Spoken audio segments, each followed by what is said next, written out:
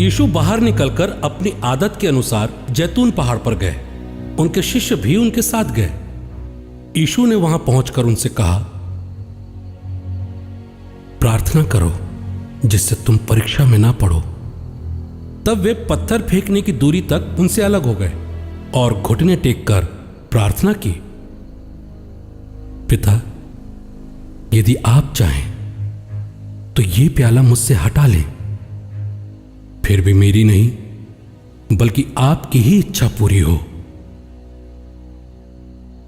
तब उन्हें स्वर्ग का एक दूत दिखाई पड़ा जिसने उन्हें हिम्मत बंधाया।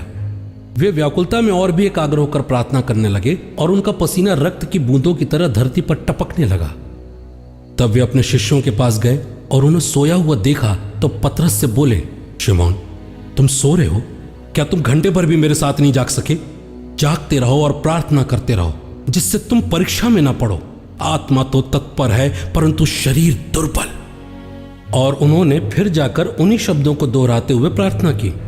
लौटने पर उन्होंने अपने शिष्यों को फिर सोते हुए पाया, क्योंकि उनकी आंखें भारी थी। वे नहीं जानते थे कि क्या उत्तर दें। यीशु तीसरी बार शिष्यों के पास आए और उनसे कहा, तुम अभी तक सो रहे हो, आराम कर रहे हो? बस बहुत हुआ। देखो, वो घड़ी आ गई है जब मानव पुत्र पापियों के हवाले कर दिया जाएगा। उठो, हम चलें। देखो, मेरा विश्वासघाती निकट आ गया है। यीशु ये कह ही रहे थे कि एक दल आ पहुंचा। यहूदा शिष्यों में से एक उस दल का अगुआ था। उसने यीशु के पास आकर उनका चुंबन किया।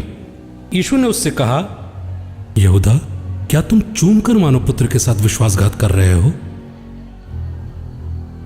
यीशु के साथियों ने यह देखकर कि क्या होने वाला है उनसे कहा, प्रभु, क्या हम तलवार चलाएं? और उनमें से एक ने प्रधान याजक के नौकर पर प्रहार किया और उसका दाहिना कान उड़ा दिया। किंतु यीशु ने कहा, रहने दो, बहुत हुआ, और उसका कान छोकर उन्होंने उसे अच्छा कर दिया। इसके बाद यीशु ने भीड़ से कहा, क्या तुम लोग मुझे डाकू समझते हो जो तलवारें और लाठियां लेकर मुझे पकड़ने आए हो?